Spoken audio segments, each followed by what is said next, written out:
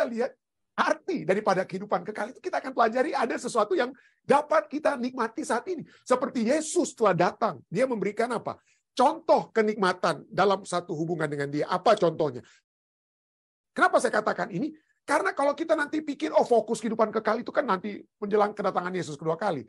Maka kita tidak sedang berusaha untuk kehidupan kekal itu atau memperoleh kehidupan kekal itu saat ini. Kita pikir tundalah nanti aja lah. Tapi kalau kita memikirkan bahwa kehidupan kekal seperti Yesus dapat miliki waktu dia di dalam dunia saat itu, maka kehidupan kekal itu juga dapat saudara dan saya miliki saat ini.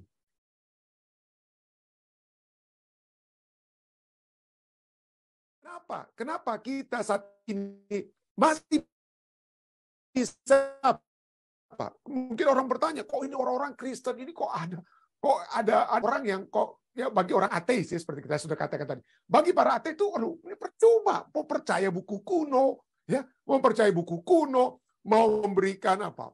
Sudah bayar pajak kepada pemerintah, masa masih mau dalam tanda kutip bayar pajak lagi kepada gereja? Itu bagi mereka ya, itu kebodohan.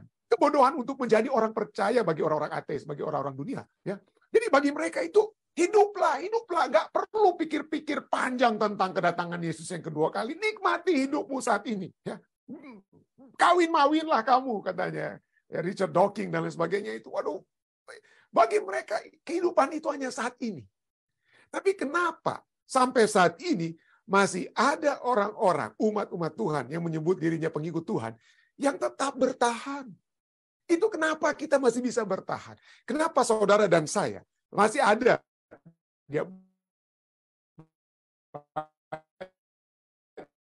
banyak di antara Anda saat ini yang setiap malam kita masih suka, orang-orang ateis, loh, kok kamu itu kok mau rajin-rajin itu satu jam bicara dengarkan pelajaran sekolah Sabat ini kurang lebih ini buat apa? Itu lebih bagus kalian sudah bisa nonton film dan lain sebagainya ya. Tapi kenapa masing-masing di antara kita memiliki masih satu kerinduan untuk apa? Untuk bertemu. Bagi saya untuk membawakan firman Tuhan. Bagi saudara untuk mendengarkan firman Tuhan. Kenapa? Ada apa? Ada apa di balik motivasi, sesuatu hal yang memotivasi kita untuk dapat apa? Beribadah pada saat ini. Nah, itulah sebabnya. Kita akan melihat bahwa seperti kita tadi pelajaran kita katakan, bahwa kita mau suka atau tidak, ada kekekalan yang ada di dalam diri kita. Ada kekekalan. Mari kita lihat bagian tambahan itu. Kenapa ini sampai bisa terjadi? Kenapa kita sampai memiliki kerinduan untuk mendengarkan firman Tuhan seperti saat ini dan lain sebagainya? Bukankah itu janjinya itu? Kita sudah bicara tadi malam tentang reward itu ya. Janji itu yang sekarang dihubungkan dengan janji kehidupan kekal itu nantinya. Yesus bilang aku akan datang kembali, kehidupan kekal itu sempurnanya di sana. Nah, kalau kita lihat arti daripada kehidupan kekal itu, kita akan pelajari ada sesuatu yang dapat kita nikmati saat ini. Seperti Yesus telah datang, dia memberikan apa? Contoh kenikmatan dalam satu hubungan dengan dia. Apa contohnya? Contohnya adalah pada saat kita datang dengan iman pada Yesus, kita dapat disembuhkan. Contohnya adalah kita dapat dibangkitkan. Yesus memberikan apa? Rasa. Ada rasa, perasaan yang dapat kita rasakan. Umat manusia rasakan saat dia datang di kali yang pertama. Dan itu akan lebih sempurna pada saat dia datang di kali yang kedua. Demikian juga dengan kehidupan kekal itu. Kehidupan kekal itu, betul, Yesus sedang itu kesempurnanya nanti pada saat kedatangan yang kedua kali. Tetapi kalau kita pelajari saat ini, kehidupan kekal itu dapat juga kita nikmati saat ini. Mari kita lihat. Oke, mari kita lihat. Yohanes 3 ayat 16 katakan, karena begitu besar kasih Allah akan dunia ini sehingga ia telah mengaruniakan anak tunggal supaya setiap orang yang percaya kepadanya tidak binasa, melainkan nantinya beroleh hidup yang kekal. Itu kira-kira ayat ini katakan nantinya beroleh hidup yang kekal. Oh, bukan. Tidak ada kata nantinya. Melainkan beroleh hidup yang kekal boleh dikatakan sekarang. Nanti kita lihat buktikan. Nah, kata kehidupan kekal ini, ya, dalam Injil Yohanes, kata hidup yang kekal ini atau everlasting life atau eternal life itu sering muncul, 17 kali itu muncul. Yohanes, hanya dalam kitab Yohanes, bukan lagi di kitab 1 Yohanes, 2 Yohanes, 3 Yohanes. Enggak. Hanya di kitab Yohanes saja, kitab Injil Yohanes, itu muncul 17 kali. Nah, pertanyaannya, bagi Yohanes yang menulis, kata hidup yang kekal itu, apa artinya bagi dia? Kata itu adalah kehidupan kekal itu dapat kita nikmati, dapat kita rasakan sekarang. Kenapa? Bahasa Indonesianya kan tidak ditulis, melainkan beroleh hidup yang kekal. Kita tidak tahu, melainkan beroleh hidup yang kekal. Yang percaya tidak akan binasa, melainkan beroleh hidup kekal. Kapannya itu tidak ketahuan ya, bahasa Indonesia tidak tensesnya tidak banyak ya. Mungkin seperti bahasa Inggris atau bahasa aslinya Greka ya. Kalau kita lihat bahasa Inggrisnya, for God so loved the world that he gave his only begotten son, that whoever believe in him should not perish, but have eternal life. Bukan will have. Kalau kata will have, nantinya akan. Tapi di sini bicara tentang have eternal life, itu bicara tentang present tense. Itu tenses, itu waktu. Dan satu kata dalam bahasa Inggris, ada waktu apa? Waktu lalu, kalau misalnya kata makan, bahasa Indonesia cuma makan, ya ditambahkan saja. Oh, saya sudah makan. Bahasa Inggrisnya I ate, saya sudah makan. Dari kata eat.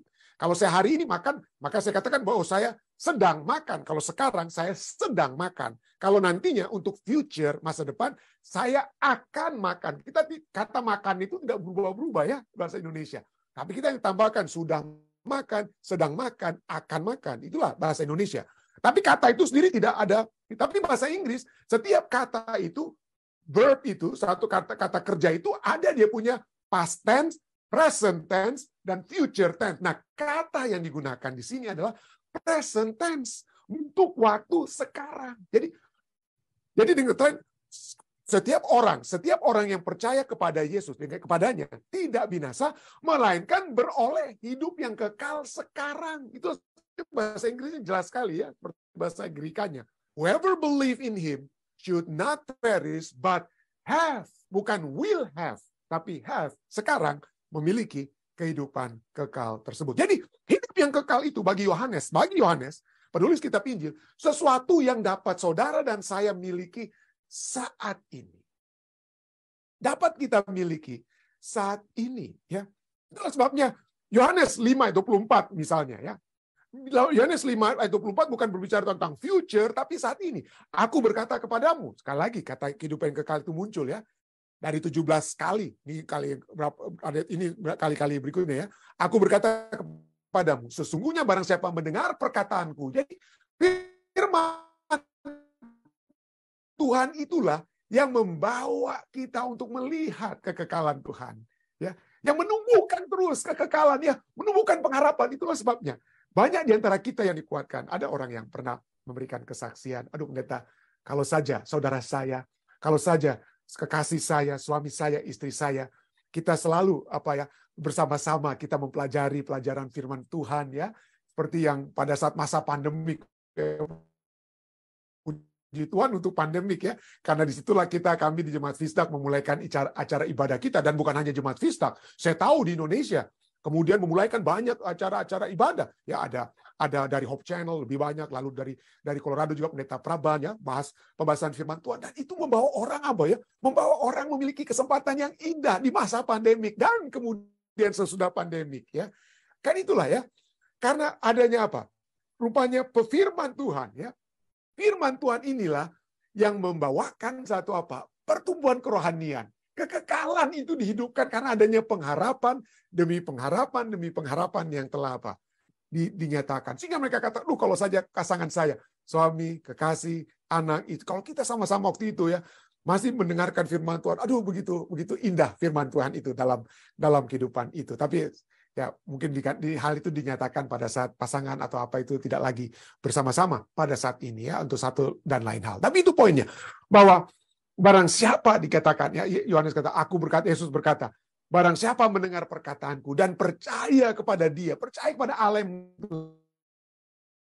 aku, ia mempunyai, ya, ia mempunyai, artinya dia saat ini has, bukannya will have, tapi dia saat ini mempunyai hidup yang kekal dan tidak turut dihukum. Sebab apa? Inilah lebih jelas lagi bahasa Indonesianya. Sebab ia sudah pindah dari dalam maut ke dalam hidup.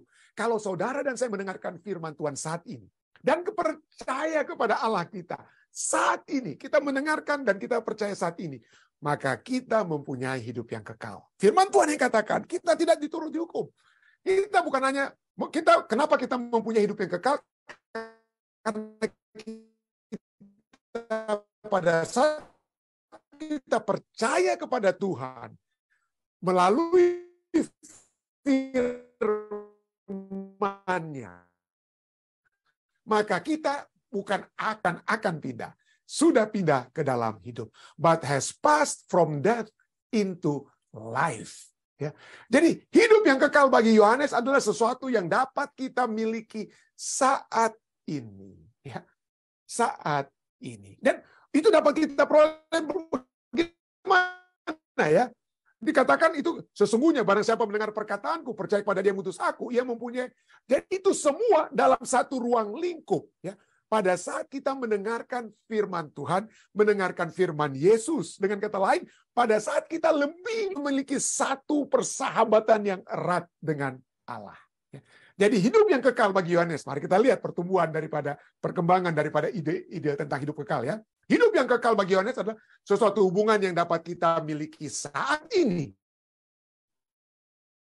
Saat kita memiliki hubungan dekat melalui firman Tuhan yang kita selalu dengar. Firman itu bagaikan apa? Makanan ya. Firman itu makanan yang membuat kita apa? Bisa bertumbuh. Anak umur 1 tahun dia bertumbuh karena apa? Ada makanan ya. Bertumbuh terus, pertumbuhan karena ada makanan rohani yang kita miliki, pertumbuhan iman kita. Itulah sebabnya itu dapat kita miliki saat kita, saudara dan saya, memiliki hubungan yang dekat dengan Allah kita, ya, yang kekal itu dalam konteks hidup yang kekal, ya. Inilah hidup yang kekal itu, yaitu bahwa mereka mengenal Engkau, satu-satunya Allah yang benar, dan mengenal Yesus Kristus yang telah Engkau utus. Jadi kata utama di sini adalah apa? Mengenal, you know, ya, and this is eternal life, bahasa Inggrisnya. And this is eternal life, that they may know you, the only true God, and Jesus Christ, whom you have sent. Nah, saya sudah sering ulang, dan kita akan ulangi kembali. Kata mengenal itu bukan, oh ya saya kenal Presiden Jokowi, saya baca-baca tentang dia.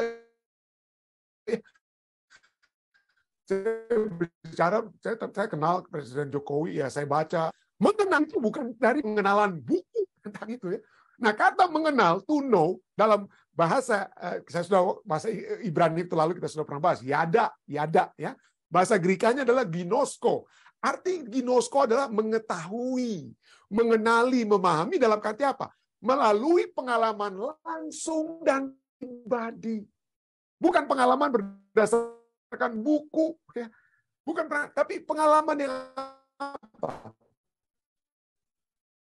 Yang langsung, dan kita sudah terbiasa memiliki hubungan yang dekat dengan Dia. Dengan kata lain, dapat lebih dilanjutkan bahwa pengenalan akan Kristus dalam arti Alkitabiah adalah kita memiliki hubungan yang intim dengan Allah. Ya, hubungan yang intim. Bahkan memang ya, saya menggunakan kata intim, ya seperti kalau di Indonesia ya, intimate atau apa intim ya, itu seakan-akan memiliki, dia berhubungan intim, konotasinya seksual ya, konotasinya seksual. Memang betul, kata ginosko misalnya, waktu Maria diberitahu ya, bahwa dia sedang akan mengandung lahir Yesus Kristus ya, malaikat berbicara kepadanya. Lalu kata Maria kepada malaikat itu, bagaimana hal itu mungkin terjadi karena aku ini belum bersuami. Bahasa Indonesia memang, kita orang Indonesia itu sopan-sopannya langsung apa? Kita langsung perhalus, langsung apa? Kita langsung jelaskan gitu ya. Jadi bahasa lembaga Alkitab Indonesia dari Indonesian Terjemahan Baru Alkitab kita, karena aku belum bersuami. Bahasa aslinya dan bahasa Inggrisnya seperti yang ditulis di New King James Version, lalu berkatalah Maria kepada malaikat itu, how can this be? Bagaimana hal ini mungkin terjadi? Since do not know a man. Aku belum mengenal seorang pria. Aku belum pernah berhubungan intim dengan seorang pria. Aku belum pernah bersetubuh dengan seorang pria. Bahasa Indonesia nggak mau bilang bersetubuh mungkin ya. Wah, Alkitab ini jangan yang kalimat seperti itu ya mungkin ya. Jadi langsung saja belum bersuami. Tapi kata di sini dari kata yang belum mengenal, artinya itu adalah ginosko. Jadi pada saat kita dikatakan bahwa kita hidup yang percaya adalah orang yang mengenal Tuhan, mengenal Allah, dan mengenal Yesus Kristus. Artinya kita mengenal bagaikan kita itu apa? Setubuh, dengan kata lain ya. Bagai satu apa? Satu tubuh, satu jiwa dengan Tuhan kita. Satu jiwa dengan Tuhan kita. Itu sebabnya Alkitab berbicara tentang apa? Bahwa Yesus adalah pengantin pria, dan gereja kita, umat-umat Tuhan itu adalah pengantin wanita. Kita bagai satu apa? Satu ruang lingkup pernikahan. Itu seperti Yada, seperti Adam mengenal istrinya Hawa. Lahirlah siapa? Lahirlah anak-anaknya, ya Kain, ya lahirlah Abel. Setelah Adam mengenal Yada, istrinya. Jadi kata mengenal, ginosko atau Yada, artinya mereka menjadi satu tubuh. Menjadi satu tubuh. Ya. Jadi itulah sebabnya kata ini ya, mengenal ya, mengenal Yesus Kristus, kehidupan kekal itu pada saat kita mengenal kehidupan, hubungan yang memiliki kehidupan kekal itu karena kita memiliki hubungan yang erat, karena kita apa? Kita memiliki pengetahuan, bukan pengetahuan buku luar tentang Allah, tetapi pengenalan pribadi dan keakraban yang intim dengan Allah. Dengan kata lain, Yohanes 3 ayat 16 menyatakan bahwa orang yang percaya adalah orang yang memiliki keakraban yang intim dengan Allah. Maka kita memiliki kehidupan yang kekal. Yesus pada saat dia ada dalam dunia, dia memiliki keakraban yang intim dengan Allah. Dia selalu bertanya kepada Bapanya. Dia selalu berdoa kepada Bapanya. Dia meluangkan waktu untuk apa? Mendengarkan firman Tuhan, ya. Dia merenungkan firman Tuhan dan berdoa. Dan itulah kehidupan yang intim antara Yesus dan Bapanya. Dan kalau dapat kita katakan apa? Yesus memiliki kehidupan kekal pada saat dia memiliki hubungan yang akrab dengan Bapanya. Jadi fokus kehidupan kekal itu bukanlah pada masa depan kita, tetapi pada keadaan kita saat ini. Bukanlah hanya pada masa depan kita, tetapi pada keadaan kita saat ini di dalam Yesus. Fokusnya. Kenapa saya katakan ini? Karena kalau kita nanti pikir, fokus kehidupan kekal itu kan nanti menjelang kedatangan Yesus kedua kali. Maka kita tidak sedang berusaha untuk kehidupan kekal itu atau memperoleh kehidupan kekal itu saat ini. Kita pikir tundalah nanti aja lah. Tapi kalau kita memikirkan bahwa kehidupan kekal seperti Yesus dapat miliki waktu dia di dalam dunia saat itu, maka kehidupan kekal itu juga dapat saudara dan saya miliki saat ini. Keadaan kita saat ini di dalam Yesus. Ya, itulah sebabnya 1 Yohanes 5 katakan apa? Dan inilah kesaksian itu. Allah telah, bukan akan. Tapi Allah telah mengaruniakan hidup yang kekal kepada kita. Dan hidup itu ada di dalam anaknya. Barang siapa memiliki anak, memiliki hidup. Barang siapa tidak memiliki anak, ia tidak memiliki hidup. Ya. Banyak sekarang, terus terang saja ya, Kristenan yang liberal yang katakan, ya tentu saja keselamatan itu siapa yang akan masuk surga itu adalah urusan Tuhan, tentu saja. Tapi dari firman Tuhan itu juga jelas, saudara. Keselamatan itu bukan di dalam nama A atau B atau C. Keselamatan itu, kehidupan kekal itu Alkitab sudah ajarkan hanya di dalam nama Yesus. Di luar nama Yesus. Taruhlah nama-nama lain yang Anda mau taruhkan. Tidak ada kehidupan. Saya mohon maaf, tapi bukannya saya eksklusivitas seakan-akan kesombongan rohani orang Kristen. Masa orang lain akan binasa karena mereka tidak menyembah, tidak berbakti kepada Kristus. Ini Alkitab katakan. Alkitab itulah sebabnya kita memiliki tanggung jawab untuk memberitahukan kepada seluruh orang, seluruh penduduk dunia ini, orang Hindu, orang Buddha, ya, umat-umat yang tidak percaya Yesus, supaya mereka harus percaya Yesus. Di luar Yesus tidak ada kehidupan, saudara.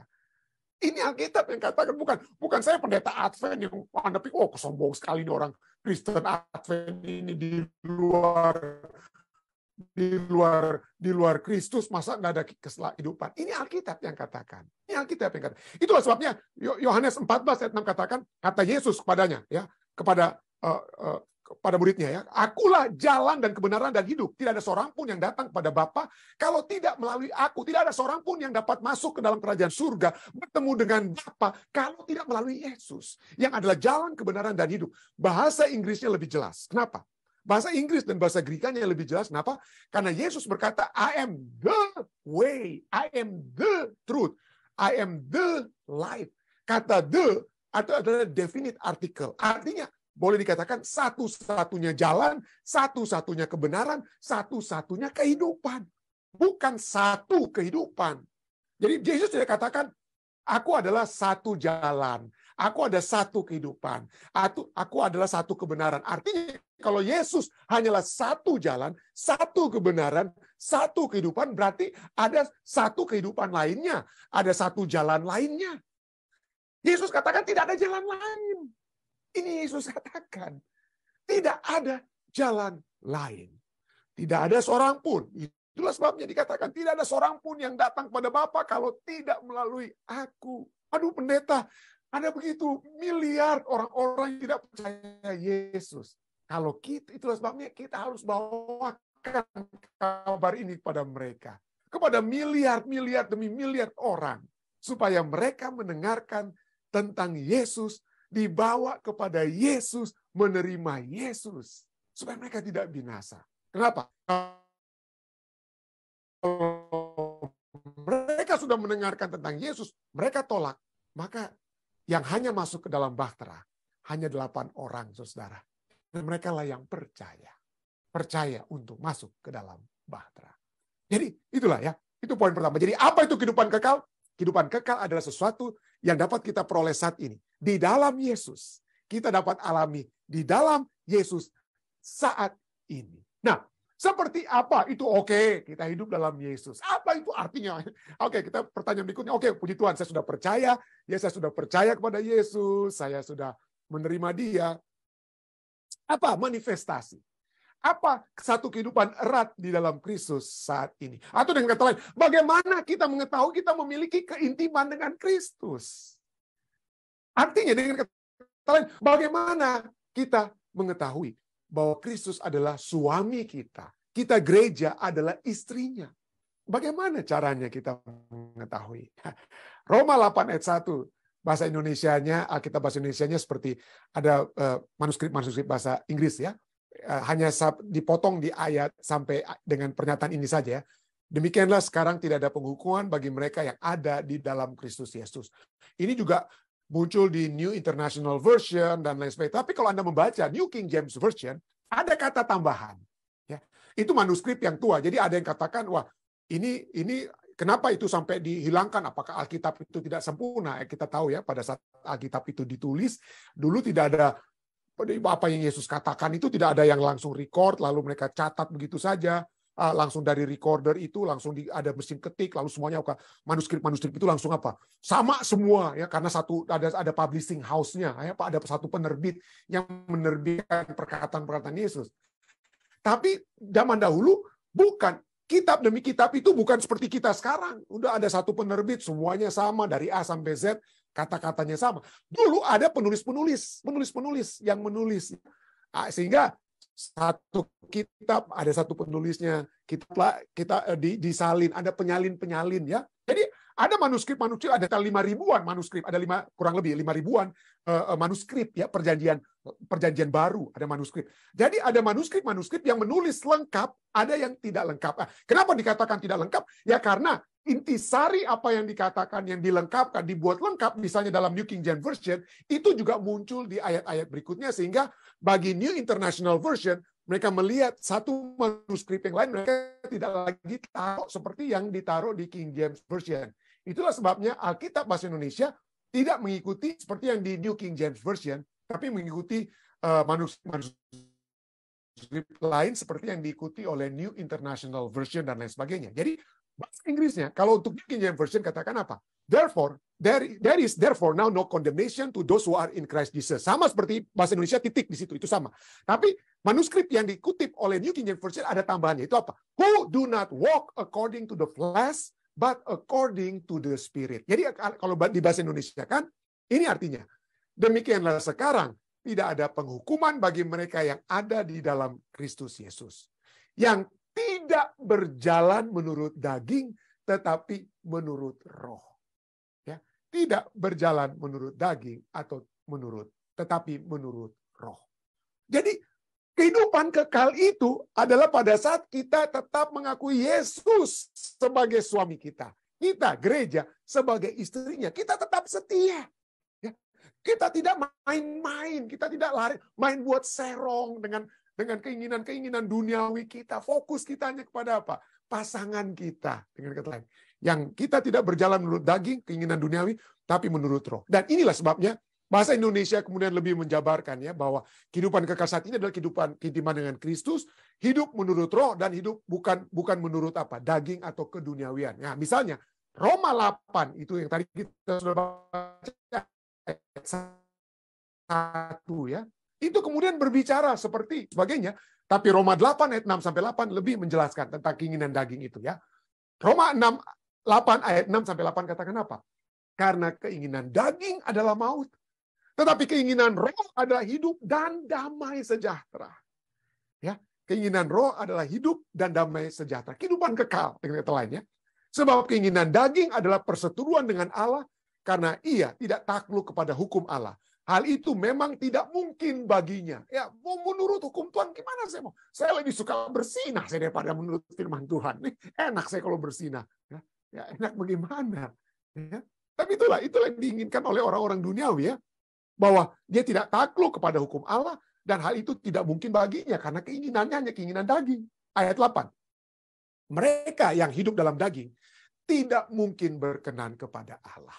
Tidak mungkin berkenan kepada Allah. Itulah sebabnya, 1 Yohanes 2, ayat 15-16 katakan, janganlah kamu mengasihi dunia dan apa yang ada di dalamnya.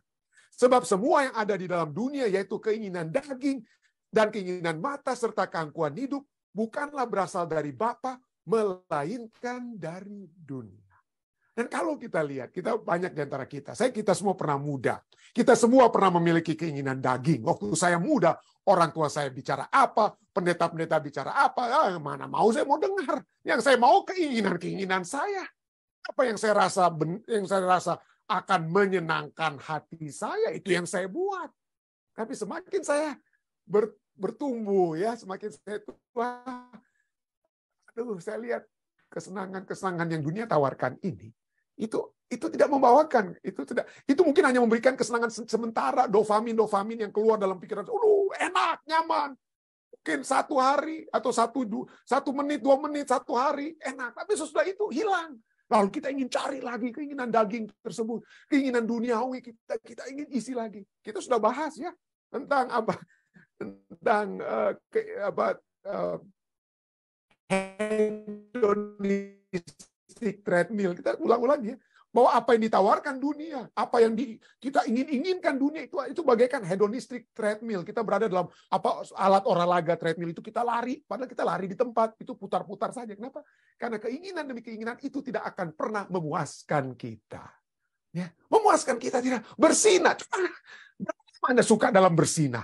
Apa kira-kira akibat dari bersinah itu bagi kita? Dan ini selalu kita harus ingatkan dalam diri kita, bahwa apa yang ditawarkan oleh dunia, walaupun mungkin memberikan kesenangan, tapi kesenangannya sementara, dan itu ada konsekuensi dosa, itu juga berat, itu merusakkan keluarga kita, dan lain sebagainya, dan lain sebagainya, dan lain sebagainya.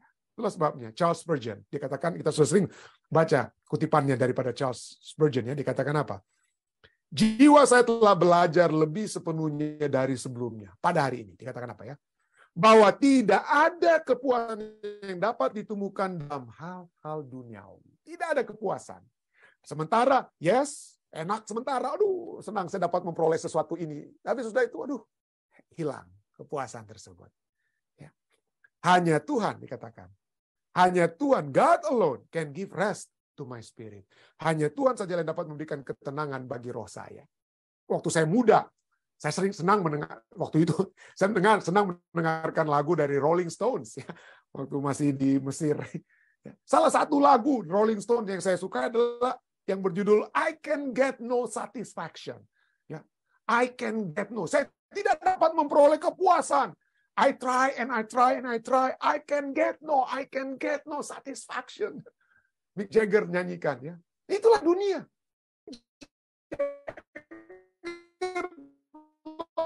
Alami itu dia. Ya, kalau Anda membaca biografi dari kokain demi kokain, tapi dia lihat semuanya dan dia sendiri penyanyi duniawi ini katakan I can get no satisfaction. Saya tidak dapat memiliki kepuasan. I try, aku coba. I can get no satisfaction. Kehidupan kekal yang nantinya kita akan berikan dengan secara sempurna. Saat ini mungkin dapat kita miliki, walaupun mungkin tidak sempurna nantinya. Ya, kehidupan kekal itu mungkin, pada saat kita dengarkan firman Tuhan, puji Tuhan, senang ya. Tapi begitu kita lupa untuk belajar firman Tuhan, kadang-kadang kita bisa jatuh bangun ya. Tapi saya ingin mengingatkan kepada saudara dan saya kembali, mari kita secara konsisten, terus-menerus. Iman tumbuh dari pendengaran akan firman Tuhan. Jadi firman Tuhan itu akan menumbuhkan terus-menerus kekekalan dalam hati kita. Membawa kita semakin lama semakin intim dengan Kristus. Sehingga tanpa kita sadari. Kalau kita sudah sering menerus mendengarkan firman Tuhan. Begitu ada tawaran dunia, kita sudah tidak tertarik lagi. Sama seperti saya. Saya dulu suka sekali apa? Saya dulu suka sekali ada makanan-makanan tertentu yang saya suka. Ya, daging dan lain sebagainya. Ya. Makan makanan kalau bisa ada yang bergaram ya. Tapi sekarang istri saya telah membantu saya untuk pada akhirnya dan saya sendiri sadar ada makanan-makanan kami tidak lagi banyak garamnya. Saya tidak lagi suka yang manis-manis dan lain sebagainya. Masih suka sedikit sekali tapi tidak lagi mencari seperti dulu. Kenapa? Karena sudah terbiasa dengan apa? Saya sudah terbiasa dengan salad, dengan sayur-sayuran. Saya sudah terbiasa dengan makanan yang tidak banyak garamnya. Begitu banyak makan ke restoran yang banyak garamnya, kita rasa udah nggak terbiasa. Jadi kalau kita sudah terbiasa dengan firman Tuhan, ya, maka begitu ada makanan lain yang datang yang bergaram, yang berminyak dan lain sebagainya, kita langsung apa? Udah nggak biasa, bukan apa? Udah nggak biasa. Jadi itulah sebabnya kehidupan kekal itu dapat kita peroleh saat ini, walaupun mungkin kita masih jatuh bangun. Ya, saya sendiri kadang-kadang masih makan atau minum es krim lah ya, dan lain sebagainya. Tapi poinnya adalah kita sudah bisa merasakan saat ini keintiman dengan Tuhan yang membawakan kehidupan kekal saat ini. Jadi kehidupan kekal saat ini adalah keintiman dengan Kristus yang hidup menurut roh dan hidup bukan menurut daging atau keduniawian. Ya. Dan keintiman dengan Kristus itu akan mengalahkan keinginan daging. Jadi seperti saya katakan tadi, dulu mungkin saya senang sekali kalau makan rendang. Senang sekali makan rendang. Sekarang terus terang saja ya, sudah tidak ada lagi seperti dulu. Kalau maunya makan rendang terus. Gitu. Tidak ada lagi keinginan seperti begitu. Ya, tidak sebesar dulu dengan kata lain ya. Tidak sebesar dulu. Itulah sebabnya 1 Yohanes 5 ayat 4 katakan. 1 Yohanes 5 ayat 4. Sebab semua yang lahir dari Allah mengalahkan dunia. Dan inilah kemenangan yang mengalahkan dunia. Kemenangan itu adalah iman kita.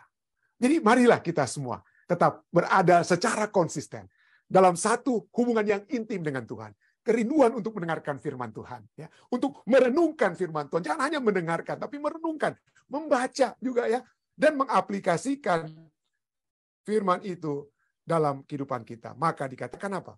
Kita akan lahir dari Tuhan. Kita akan menyalipkan kehidupan daging kita. Pada saat kita hidup dalam Kristus, maka kita akan menyalipkan kehidupan daging kita. Itulah sebabnya Galatia 5 ayat 24-25 katakan, barang siapa menjadi milik Kristus, yang akan memiliki kehidupan kekal, ia telah menyalipkan daging dengan segala hawa nafsu dan keinginannya. Jikalau kita hidup oleh roh, baiklah hidup kita juga dipimpin oleh roh. Saya berdoa, kiranya dengan kekuatan, dengan kemauan dan kekuatan surga, kita semua akan sanggup menyalipkan keinginan daging dan segala hal nafsu kita. Dan memimpin kehidupan kita hanyalah roh Allah. Saya bawa ini dalam nama Yesus. Amin.